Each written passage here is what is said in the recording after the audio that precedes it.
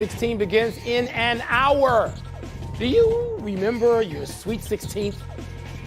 Tony Kornheiser, I'll never forget it. I went to a ball game. Mordecai Three Finger Brown was on the hill. Remember him? A little before your time. No, he wasn't on the Brown. hill. Sweet 16. Yeah. I had a Sweet 16 party. You know, didn't want my parents coming to the basement, lights dimmed. You know, didn't want them coming downstairs. They didn't listen to me. They came downstairs. I think Don was my DJ. If I was your father, I would have come down there with a fire hose. And no, I would have gotten rid of everybody. There was no need for I would have done. Believe me. Welcome to PTI, boys and girls. In today's episode, questions about NBA officiating, baseball managers move to the outfield shift, and Jay Billis joins us for 5 good minutes. But we begin today with tonight's 4 scheduled Sweet 16 games. There's a 3 seed, Kansas State, against a 7 seed, Michigan State. There's 4 UConn against 8 Arkansas. There's 4 Tennessee against 9 Florida Atlantic. And there's 2 UCLA against 3 Gonzaga.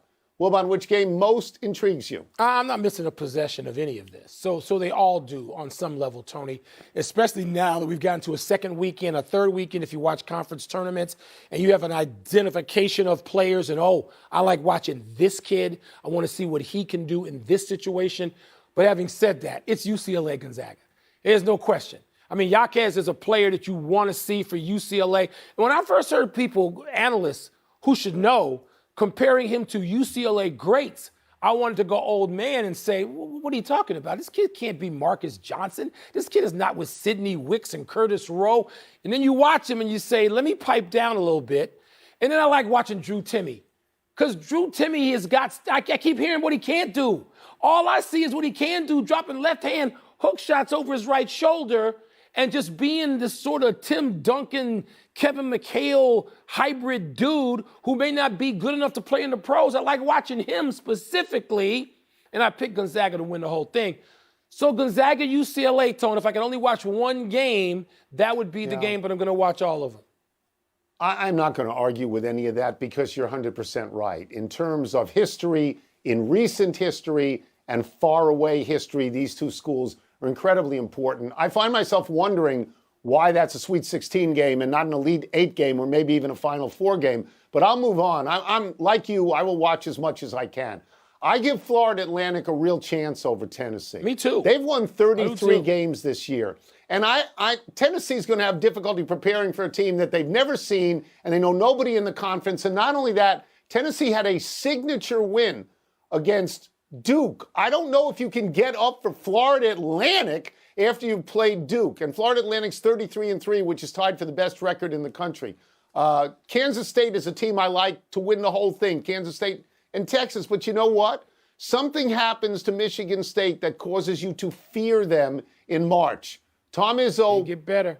Pulls a switch or something, they do. And they get better. So again, that will not surprise me. Tom Izzo in the Sweet 16 and the Elite 8 is 18-6 in his career. And the last game that I'll talk about, and let me consult my notes here. And I know the Big East has been great. They lost their best team, Marquette, but they got 3 in. And UConn looks really good. But Mike, if you saw Arkansas against Kansas, you're not going to be surprised if they're able to take out UConn, right? There's no surprise result tonight.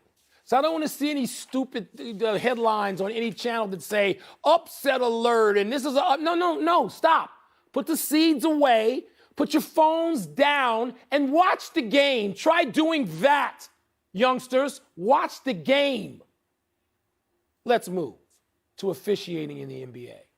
Mark Cuban says the Mavs planned to protest last night's loss to the Dubs after confusion as to which team had possession led to an uncontested Kevon Looney dunk in the third quarter of a game the Dubs won by 2.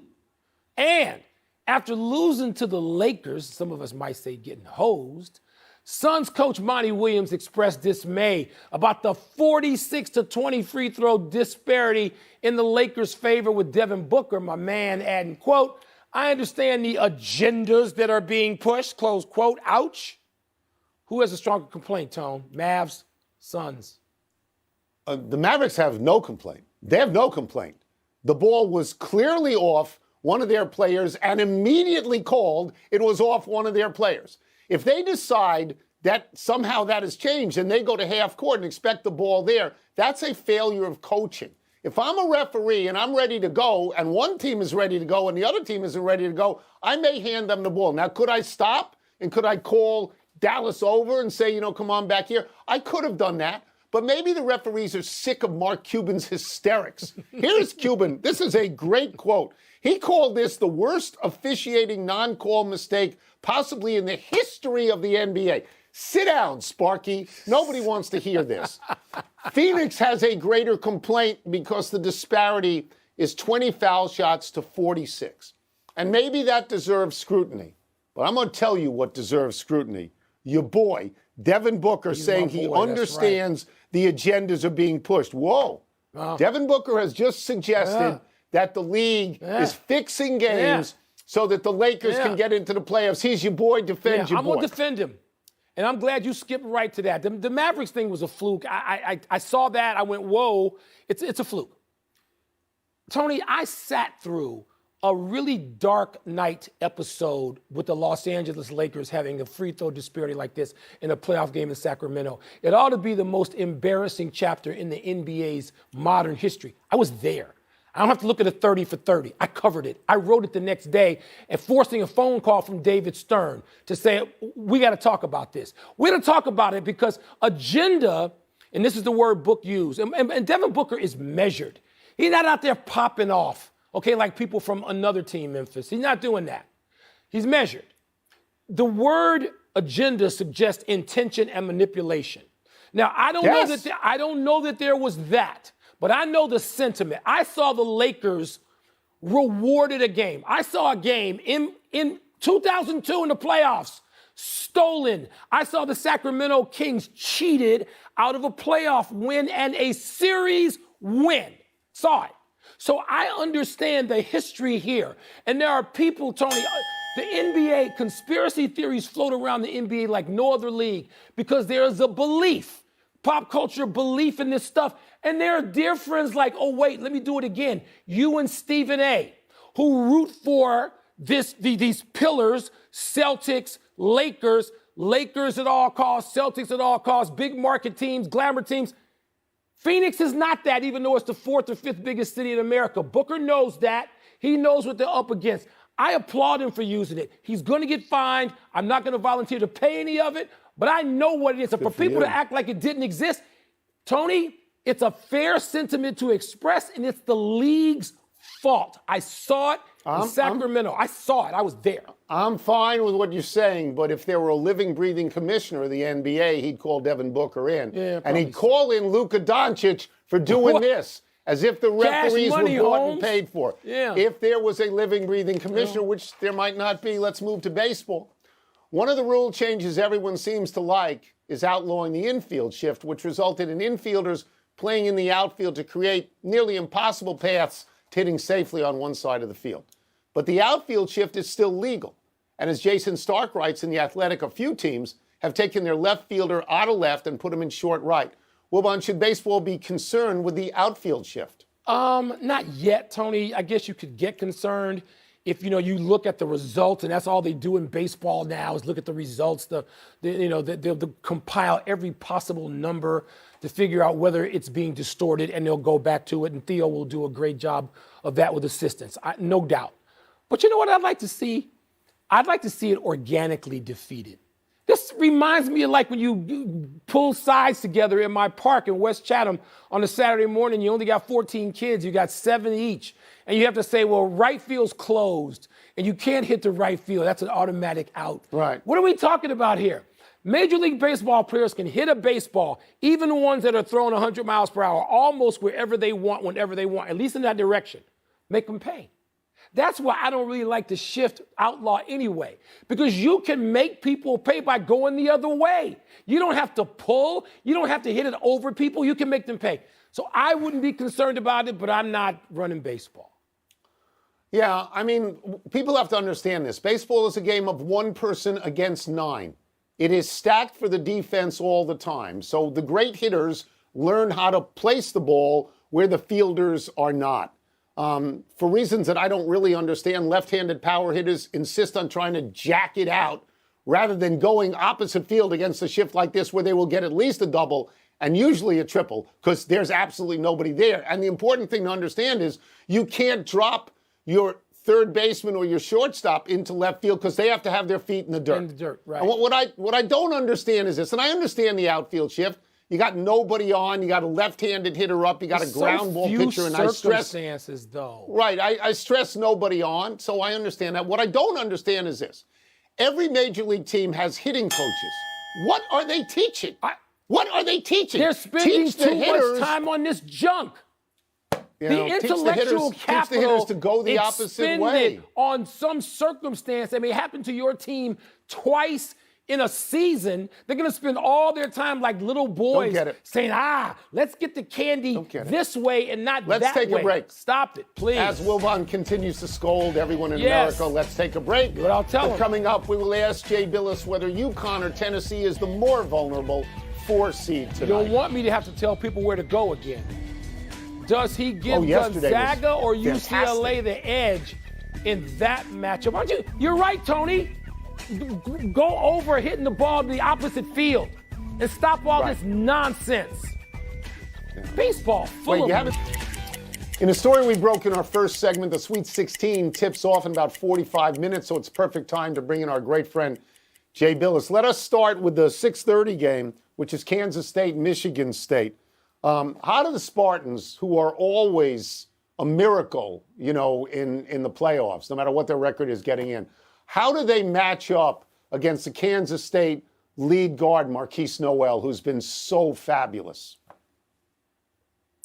Yeah, Tony, I don't know that anybody matches up well with Marquise Noel. He's averaging 22 points and 11 assists in 2 tournament games, and he's scored or assisted on 63% of Kansas State's buckets in this tournament. Wow. And the last guy to do that was John Morant at Murray State. That's how good Marquise Noel has been. He's only 5'8", but he's dynamic with the ball, and he can get his own shot. He gets into the lane, and he drives it to find people.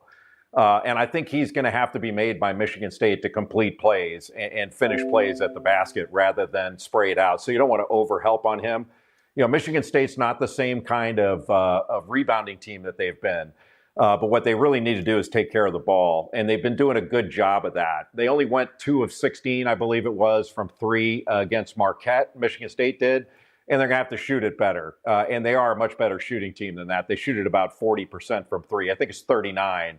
But they're a much better shooting team they showed against Marquette, yet still they won. Jay, of course, there's so many great themes and matchups and storylines we could delve into. I'm going to ask you about the 2 4 seeds next. Who's more vulnerable of those 4 seeds tonight, in your opinion, UConn or Tennessee? Oh, it's UConn. Even though I think UConn is playing as well as any team in the tournament, they're playing Arkansas. And Arkansas is long, they're athletic, they've got NBA players on their team, and they've been to the last 2 Elite Eights. Now, some of their guys haven't. They've got some freshmen in the lineup. But Arkansas is not a good perimeter shooting team. They're only shooting 23% from 3 in this tournament. But they're getting to the rim, and they're getting offensive rebounds, and they're getting fouled and getting to the free throw line. And that's what UConn really needs to do, is keep them off the free throw line. Make them take tough 2s. You can recover late to their 3s and keep them off the offensive glass. But Tennessee should have their way with Florida Atlantic. They're just better. They're stronger physically.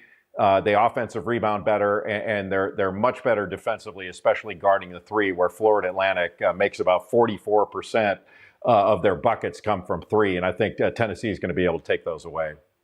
Okay, I'll readily admit that if I had to watch only one game, if I was limited to one game tonight, it would be Gonzaga UCLA. And I'm one of those people who is completely obsessed with watching Drew Timme. Setting it up that way, Jay, you give Gonzaga or UCLA the edge tonight in that compelling matchup. You know, Michael, UCLA, in the analytics, they come out better as a combination of offense and defense. They're really balanced. Gonzaga is the better offensive team. They lead the nation in 2-point field goal percentage, paint scoring, and they average well over 80 points per game. And I agree with you on Drew Timme. He's like watching the college version of Kevin McHale with his footwork, the way he uses fakes and can get shots off. He's not the most spectacular athlete, but he's got an amazing feel and can really score. He's coming off a 28-point, 8-rebound game. against TCU. I think one of the real keys is going to be, can UCLA take Gonzaga out of transition? And then the job, can Anton Watson, who's the best defender for Gonzaga, he's about 6'8", 6'9", really athletic, and he's got great hands.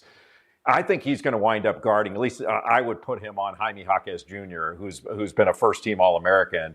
And I think that matchup and then the point guard matchup between Tiger Campbell and then Nolan Hickman of Gonzaga, those are two of the things that are going to wind up determining the game. I think you can pencil in over 20 for Drew Timme because he's had 5 straight 20 or more games in the NCAA tournament.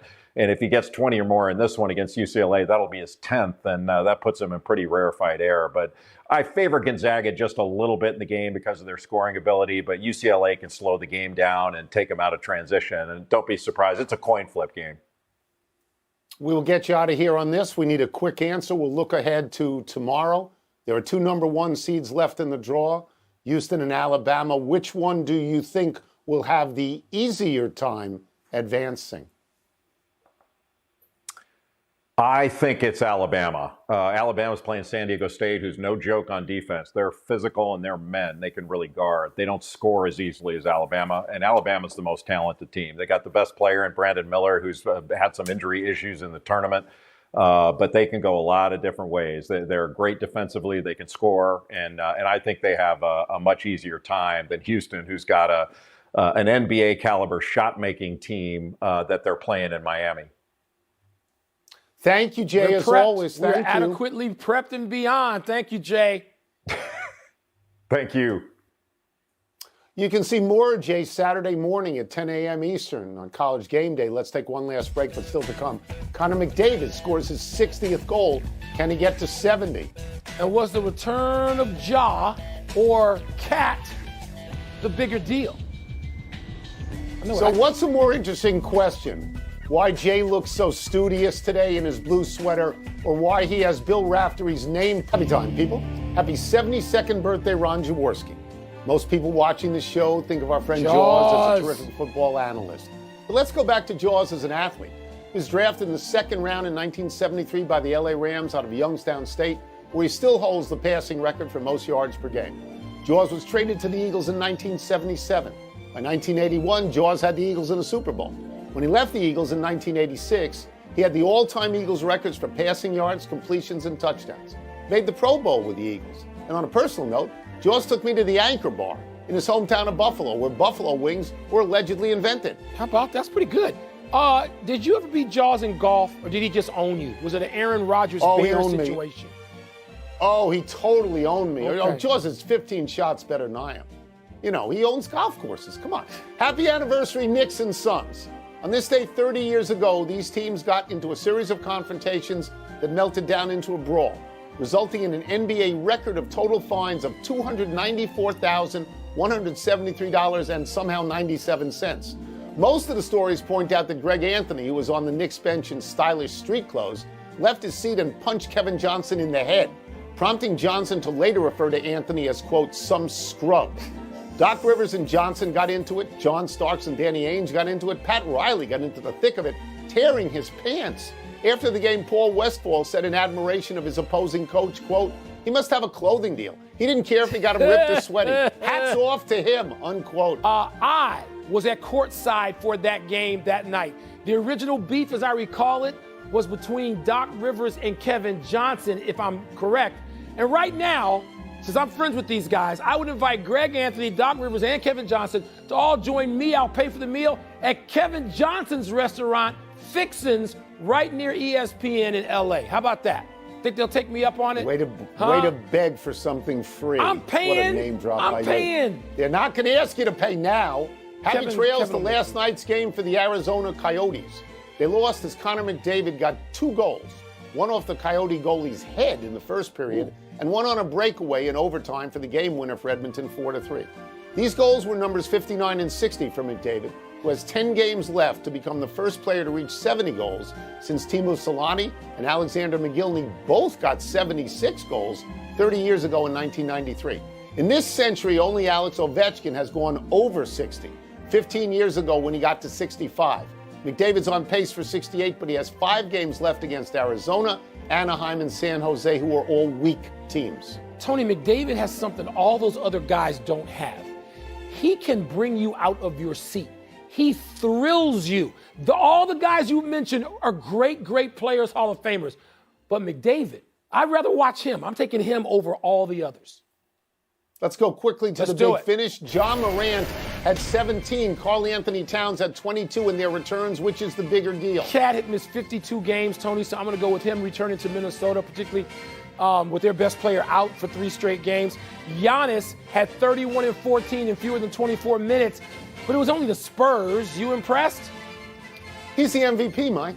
I've said this all year. Notre Dame is finalizing a deal to hire Micah Shrewsbury from Penn State. Is that a good fit? Yeah, it is for me. We'd lost Northwestern too many games to Penn State this year, 2 in a week. Armando Bacot returning to North Carolina for a 5th season. Surprising? He can probably make more NIL money there than he can in the pros in Europe or someplace like that. Last one. Bruins go for their 5th in a row tonight. Do you like their chances? Yeah, they're hosting the Canadians, who are last in the Atlantic. Canadians aren't any good this year. The Bruins, come on now. They beat up on just about everybody. We're out of time. Try and do better the next time. I'm Tony Kornheiser. I'm Mike Wilbon. Same time tomorrow, knuckleheads. And now, Tony, you got to watch Connor McDavid. Turn some hockey on. Here's SportsCenter. I'll do that if you want. Can I just identify myself as the one who doesn't yell and scream at everybody? No. Just at you? No. I don't scream at you. This is SportsCenter with Kevin Nagandi.